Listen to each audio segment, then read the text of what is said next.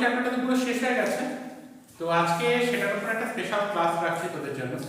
কিছু স্পেসিফিক অঙ্ক যেগুলোকে নিয়ে খুব ভালো করে আলোচনা করা নেই। অ্যাকচুয়ালি এনসিইআরটি বইয়ে যে সমস্ত এক্সাম্পলস রয়েছে আর এক্সারসাইজের যে সমস্ত সামস রয়েছে, সেই ধরনের সামগুলোর বাইরে কিছু এক্সট্রা সাম যেগুলো থেকে কোশ্চেন সাধারণত আসে, তো তার উপরই স্পেশাল ক্লাসটা রাখা।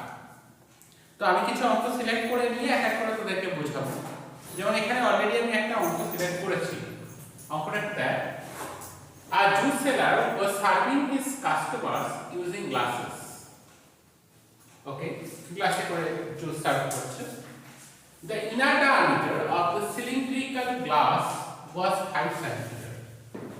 Cylindrical যে গ্লাসটা তার inner diameter হচ্ছে 5 cm.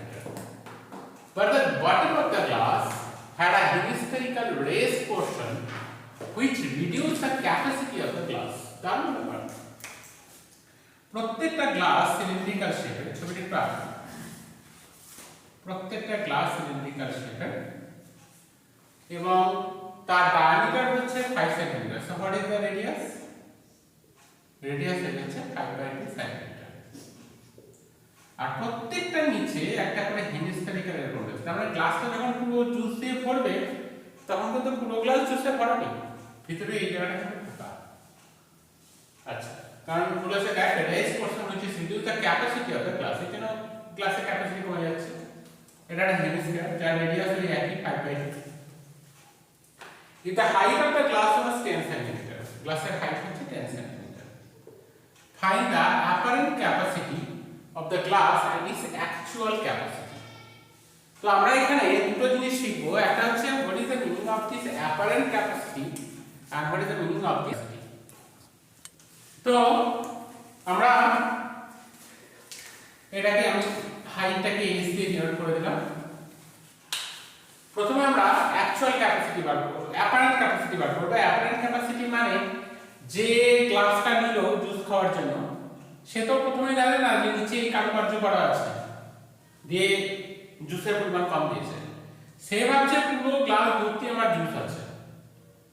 পুরো গ্লাসটা কি দেখো সিলিন্ড্রিক্যাল, তার রেডিয়াস এবং হাইট জানা আছে। এই পুরো সিলিন্ডারের যে volume that is called apparent capacity. কিন্তু অ্যাকচুয়ালি ওখানে কতটা আছে? এই পুরো ক্যাপাসিটি থেকে মানে অ্যাপারেন্ট ক্যাপাসিটি থেকে হেমিস্ফিয়ারের ভলিউমটাকে বাদ দিয়ে দিলে ততটুকু জুস অ্যাকচুয়ালি এর ভিতরে রয়েছে। বোঝা গেছে আমার এটা? তো আমরা এগোই। প্রথমে আমরা বার করছি অ্যাপারেন্ট ক্যাপাসিটি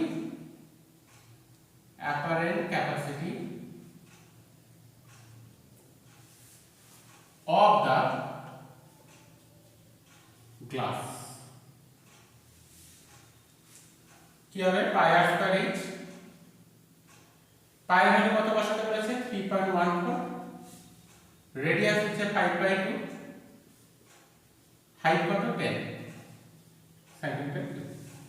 এটা ক্যালকুলেট করে আশা করি তোরা বার করতে পারবি। এটাকে আমরা হ্যাশট্যাগ দিয়ে নাম দিলাম। এরপর হচ্ছে actual capacity. So actual capacity of the glass কি হবে? অ্যাপারেন্ট ক্যাপাসিটি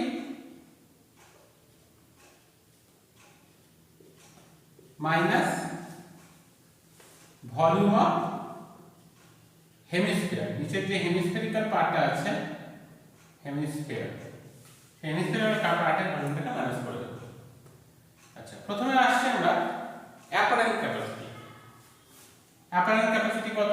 এখানে হ্যাশট্যাগ দিয়ে সেটাকে আমি ডিনোট করেছি, সেটা আমরা ক্যালকুলেট করে বসাবো। আর volume of the hemisphere formula already জানি, 2/3 পাই আর কিউব মানে 5/2। This mass centimetre cube. Pi value তোরা বসাতেই পারবি, 3.14 কোশ্চেনে বলে দিয়েছে, তো এটা ইউজ করতে হবে। বাকি ক্যালকুলেশন কমপ্লিট করে তোরা ফাইনাল আনসারটা বার করবি। ক্যালকুলেশনের পার্টটা আমি কিন্তু করব না, আমি শুধুমাত্র মেইন কতগুলো সাধারণ মানে বিষয় যেগুলো ওই আমরা এনসিইআরটিতে এখনো অবধি শেষ করিনি সেই সমস্ত বিষয়গুলো বোঝানো। এখানে অ্যাকচুয়ালি বোঝানোর বিষয়টা ছিল হচ্ছে অ্যাপারেন্ট ক্যাপাসিটি আর এই যে অ্যাকচুয়াল ক্যাপাসিটি বিষয়টা, এটাই মেইনলি ব্যাপারটা ছিল। ওকে, তাহলে আমরা যাবো এবার পরের কোশ্চেনে। That is question number 2। এবার আমরা পরের কোশ্চেন নিলাম। পরের কোশ্চেনটা দেখে নিই। Two spheres of same metal weigh 1 kilogram and 7 kilogram. The radius of the smaller sphere is 3 centimeter. Smaller sphere radius is 3 centimeter. আর দুটো স্ফিয়ার রয়েছে, একটার ওয়েট হচ্ছে 1 কিলোগ্রাম আর একটা 7 কিলোগ্রাম।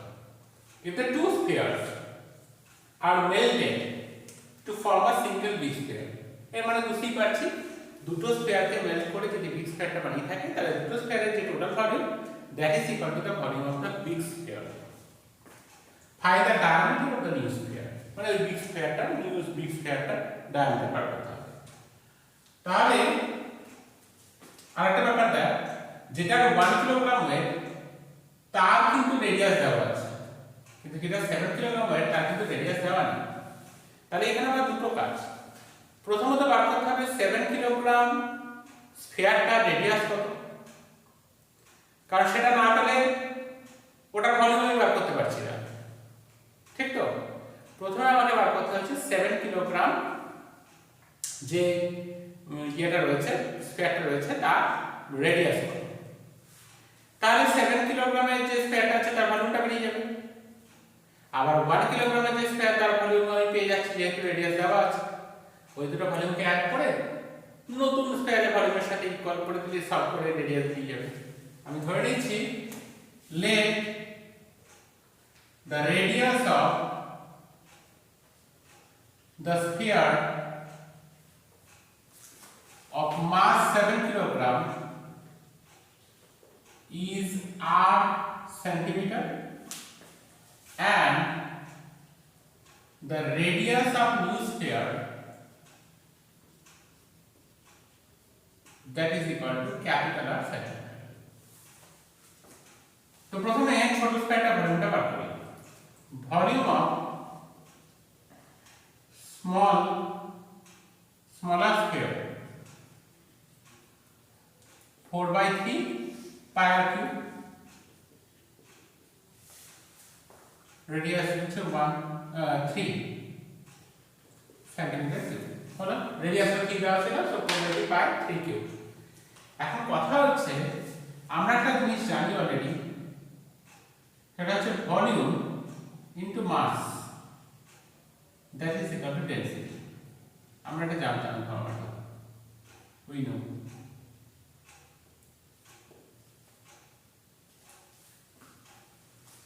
ওকে, তো দেখ ভলিউমটা কত বেরিয়েছে সেটা থেকে বার করে নিই।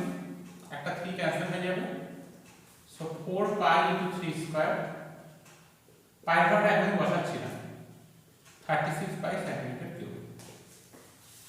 তাহলে আমরা লিখতে পারি 36 পাই সেন্টিমিটার কিউব ইনটু মাস কত আছে 1 কিলোগ্রাম ইকুয়াল টু হচ্ছে ডেনসিটি।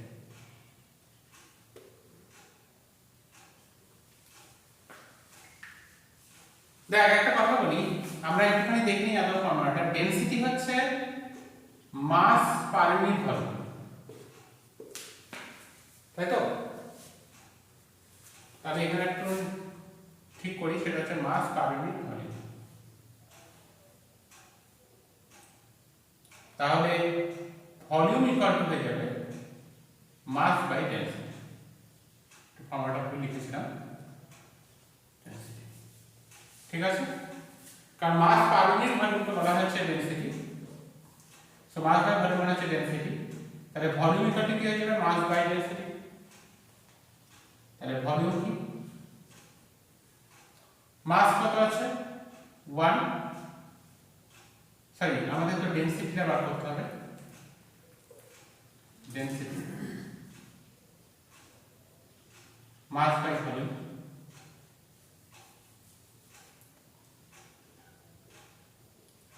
মাস হচ্ছে 1 কিলোগ্রাম আর ভলিউম হচ্ছে 36 পাই। তাহলে আমাদের ডেনসিটি বেরিয়ে গেল, মানে যে ম্যাটেরিয়ালটা দিয়ে তৈরি সেই একই ম্যাটেরিয়াল দিয়ে তো সব তৈরি, তার ডেনসিটিটা বেরিয়ে গেছে। এবারে সেকেন্ড যে স্ফিয়ারটা আছে তার মাসটা দেওয়া আছে, তাহলে for the sphere of mass 7 kilogram. এবার সেটার ক্ষেত্রে আমরা ভলিউম বার করব। আমরা আবারও জানি, আবারও ফর্মুলা লিখি, আমরা জানি মাস পার ইউনিট ভলিউম হচ্ছে ডেনসিটি। এখান থেকে আমি লিখতে পারবো volume equal to mass by density. Mass কত আছে 7 কিলোগ্রাম, আর ডেনসিটি কত 1/36 পাই, তার মানে 36 পাইটা উপরে চলে যাবে অ্যাকচুয়ালি। তাহলে এটা হচ্ছে ভলিউম অফ দা কি নিউ স্ফিয়ার, মানে নিউ স্ফিয়ার বলতে হচ্ছে 7 কিলোগ্রাম স্ফিয়ারের ভলিউম হচ্ছে এটা। এবার 7 কিলোগ্রাম যে স্ফিয়ারটা ছিল তার রেডিয়াস আমি ধরেছি কত small r, so 4/3 pi r cube that is equal to 7 into 36 pi। pi to pi থেকে কেটে যাবে, so r cube equal to 7 into 36 into 3 by 4। 4 দিয়ে ক্যান্সেল করছি, so r cube equal to 7 into 9 into 3। আমার r cube থাক, কারণ আমার r cube টাই কাজে লাগে। আমি একটু অবধি কি করলাম একটু বলি। ফার্স্ট অফ অল আমরা 7 কিলোগ্রাম যে স্ফিয়ারটা আছে তার রেডিয়াস জানতাম না, সেই রেডিয়াসটাকে আমি স্মল r ধরলাম।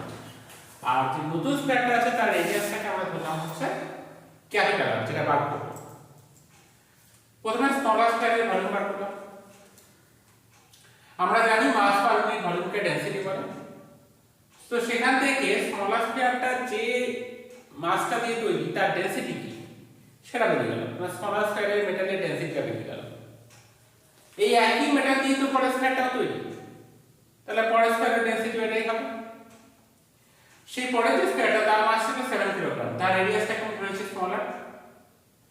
আচ্ছা, তো 7 কিলোগ্রাম যেহেতু মাস দেওয়া আছে, তো 7 মাস হচ্ছে 7 আর ডেনসিটি অফ দ্য মেটাল হচ্ছে 1/36 পাই, তো সেখান থেকে volume of the sphere of mass 7 kilogram পেয়ে গেলাম। আর ভলিউম বার করার আমরা 4/3 পাই, সেখান থেকে r কিউব এর ভ্যালু পেয়ে গেলাম। আমার r বার করার দরকার নেই, আমার r কিউব লাগবে। এবার নেক্সট পার্টে যাই। বলেছিল যে নতুন যে স্ফিয়ারটা তৈরি করা হচ্ছে সেই হচ্ছে এই দুটোকে মেশ করে, তাহলে এই দুটোর যে টোটাল ভলিউম 1 কিলোগ্রাম স্ফিয়ার আর 7 কিলোগ্রাম স্ফিয়ারের যে total volume that is equal to the volume of the new big sphere. So now volume of 1 kilogram plus 7 kilogram spheres equal to volume of, অথবা equal to direct আমরা লিখে দিই 4/3 pi capital R। Capital R কি ধরেছিলাম new স্ফিয়ারের volume, মানে new স্ফিয়ারের radius. Volume of 1 kilogram কত আছে, 1 কিলোগ্রাম স্ফিয়ারের ভলিউম 36 পাই। 7 কিলোগ্রামের ক্ষেত্রে 4/3 পাই স্মল r কিউব। পরের লাইনে আমি ভ্যালুটা বসাচ্ছি, এটা একটু ভুলিনি, এই জিনিসটাকে এক্স এর লেফটে রাখি, ক্যালকুলেশন করতে সুবিধা হবে।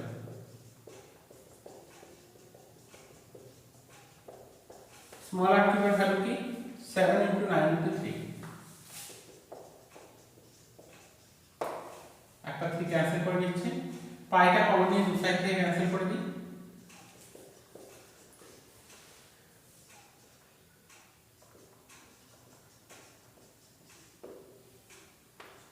So r cube equal to কত হবে 3/4, এই দুটো থেকে 36 কমন নিচ্ছি, 1 প্লাস 7,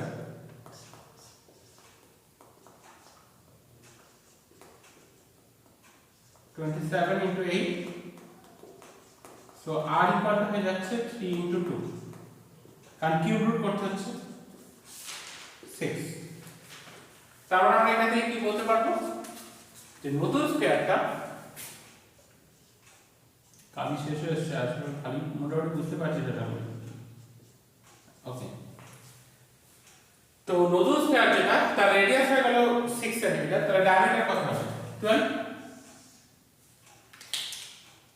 therefore diameter of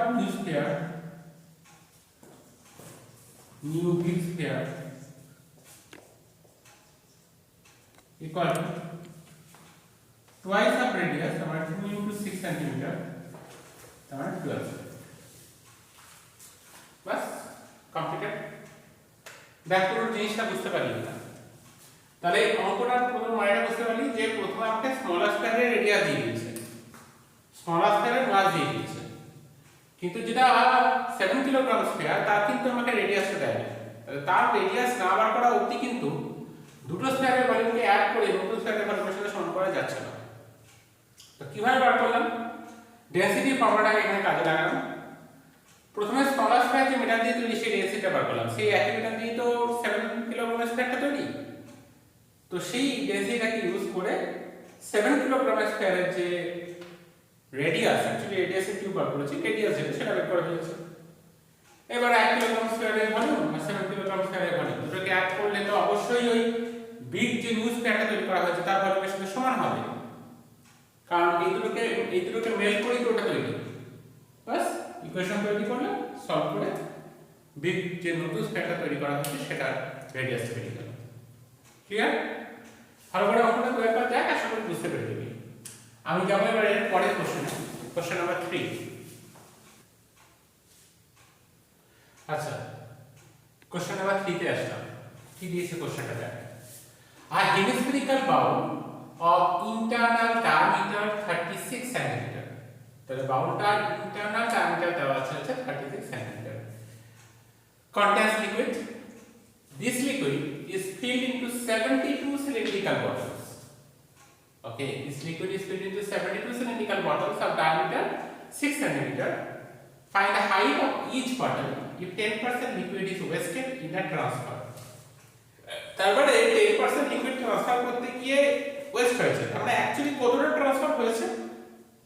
যদি 10% ওয়েস্ট হয়ে থাকে তার মানে অ্যাকচুয়ালি 90% ট্রান্সফার হয়েছে। তাহলে আমরা এভাবে ফার্স্ট লিখে নিই, লিকুইড ট্রান্সফার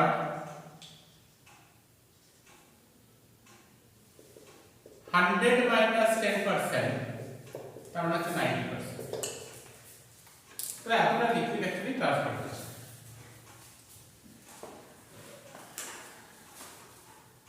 সো 72 খানা যেহেতু সিলিন্ড্রিক্যাল বটলকে ভরা হয়েছে, তার মানে according to question 72 into volume of 1 cylindrical bottle, that should be equal to volume of hemisphere, কারণ এই হেমিস্ফিয়ারটা থেকেই সিলিন্ড্রিক্যাল বটলগুলো ভরা হয়েছে। কিন্তু একটা কথা বলেছিলাম যে 10% লিকুইড যদি নষ্ট হয়েছে তাহলে কত পার্সেন্ট লিকুইড মানে ট্রান্সফার হচ্ছে? 90%। তাহলে ভলিউম অফ দ্য হেমিস্ফিয়ারের 90% অ্যাকচুয়ালি 72 খানা সিলিন্ড্রিক্যাল বটলকে ভরেছে। ব্যাপারটা বুঝতে পেরেছিস? সিলিন্ড্রিক্যাল বটলগুলো যে ভরা হয়েছে তাতে কতটা লিকুইড ট্রান্সফার করা হয়েছে? 90%, কারণ 10% তো নষ্ট হয়েছে। তাহলে 10% volume of the hemisphere should be equal to that volume of all 72 cylindrical bottle. এবার সিলিন্ড্রিক্যাল বটলের ভলিউমের ফর্মুলা তোদের জানা আছে, পাই আর স্কয়ার এইচ। 8টাকে স্মলার ধরছি, 8 এর কত দেওয়া আছে? 6 সেন্টিমিটার। ঠিক আছে, সব পরে বসাচ্ছি। এইচ আর volume of hemisphere formula 2/3 pi R cube. দুটো রেডিয়াস যেহেতু ডিফারেন্ট, তো একটাকে স্মলার একটাকে ক্যাপিটাল আর দিলাম। প্রথমে স্মলারটা বার করে নিই। সিলিন্ড্রিক্যালের ক্ষেত্রে হচ্ছে 6/2 হবে 3 সেন্টিমিটার, আর এটার ক্ষেত্রে ক্যাপিটাল আর হচ্ছে 36/2 সেন্টিমিটার হবে, তার মানে 18 সেন্টিমিটার। ওকে, সো ক্যালকুলেশন করে ফেলা যাক। 72 আমাকে তো এইচ টাই বার করতে হবে, তাহলে ফার্স্টে লিখে নিই, let the height of each cylindrical bottle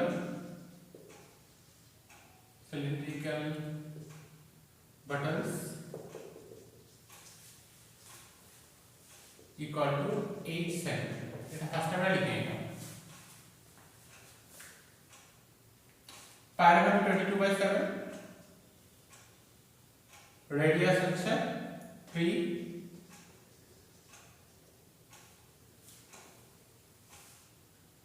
2/3 pi 22/7 90/100 এটাকে ক্যান্সেল করে দিই পাই দেখো ক্যান্সেল করলে ভালো হতো তাহলে r কিউব কত হবে 72 3 স্কয়ার ও r কি r এর ভ্যালু দেওয়া আছে কত 18 আমরা তো বার করছি h so 2 into 18 into 18 into 18 into 90 by হচ্ছে 3 into 100 আর এই পাশ থেকে 72 আর 3 স্কয়ারটা দিকে যাবে 3 স্কয়ার মানে 3 into 3 বাকিটা ক্যালকুলেশন করে হাইতে করে আশা করি বার করে নিতে পারবে বুঝতে পেরেছি সংখ্যাটা অ্যাকচুয়ালি এখানে বোঝার মেইন ব্যাপারটা কি যে 10% যেহেতু ওয়েস্ট হচ্ছে অ্যাকচুয়ালি 90% যেহেতু ট্রান্সফার হচ্ছে so 90% volume of the hemisphere should be equal to the volume of all those 72 cylindrical body ওকে তাহলে এটা বাকিটা একবার কমপ্লিট করে ফেল আমি যাব এবার কোশ্চেন নাম্বার 4 এ আচ্ছা কোশ্চেন নাম্বার 4 টা দেখ a wire of diameter 50 mm is on about a cylinder whose height is 12 cm and radius is 5 cm so cylinderটা height এবং radius দেওয়া আছে so as to cover the curved surface of the cylinder তাহলে cylinder curved surface cover করে find the length of the wire wire এর লেন্থটা কত হবে wire এর যেহেতু ডায়ামিটার দেওয়া আছে একটা wire একটা cylindrical shape অলরেডি জানিস সেটা তো আমরা একটা কাজ করি যে ওয়্যারটা রয়েছে তার যে কার্ভ সারফেস এরিয়া আর যে সিলিন্ডারটা রয়েছে তার যে কার্ভ সারফেস এরিয়া দুটো সমান করতে পারলে তবেই তো সেই ওয়্যার দিয়ে পুরো সিলিন্ডারের কার্ভ সারফেস এরিয়াকে কভার করা যাবে বুঝতে পেরেছেন ব্যাপারটা ওয়্যারের যে কার্ভ সারফেস এরিয়া আছে এবং সিলিন্ডারের যে কার্ভ সারফেস এরিয়া আছে সেটাকে যদি আমি সমান রাখতে পারি তবেই তো সিলিন্ডারের কার্ভ সারফেসকে ওয়্যারের কার্ভ সারফেসে সমান পূরণ করা যাবে তাহলে তার জন্য কতটা ওয়্যার লাগবে সেটা অ্যাকচুয়ালি কোশ্চেন তো আমরা ধরে নিয়েছি let the height of the wire বা length of the wire let the length of the wire equal to 8 millimeter therefore CSA আচ্ছা radius of the wire টা লিখে ফেলি radius of the wire কত হবে 3/2 মিলিমিটার আচ্ছা তাহলে CSA of the wire টা কত হবে therefore CSA of the wire 2 pi r inch millimetre square এবার সিলিন্ডারটাকে দিয়ে যাচ্ছে for cylinder radius equal to 5 cm তার মানে হয়ে যাবে 50 mm হাইট কত আছে 12 cm তার মানে 120 mm therefore CSA of the cylinder 2 pi r inch radius টা হচ্ছে 50 আর এই টা হচ্ছে 120 মিলিমিটার স্কয়ার দুটোকে একই ইউনিটে না আনলে সমান করতে পারবো না now to cover the curved surface area of the cylinder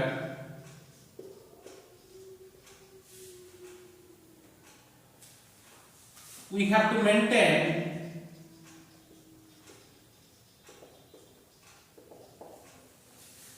CSA of wire equal to CSA of cylinder সিলিন্ডারটাকে পুরো কার্ভ সারফেস এরিয়া গুলো কভার করতে গেলে আমাকে ওয়্যারের যে কার্ভ সারফেস এরিয়া আর সিলিন্ডারের যে কার্ভ সারফেস এরিয়া তাকে সমান রাখতে হবে ওয়্যারের curve surface area 2 pi 3/2 into 8 আর সিলিন্ডারের হচ্ছে 2 pi 15 into 120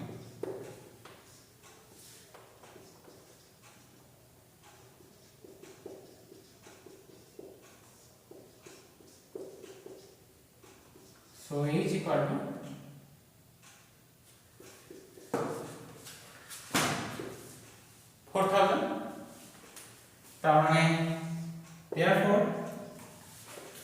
length of the wire equal to 4000 millimeter, তাহলে আমরা বলে দিতে পারি মিলিমিটার থেকে মিটারে কনভার্ট করে দিই 1000 দিয়ে ডিভাইড করে হয়ে যাবে, সো 4 মিটার।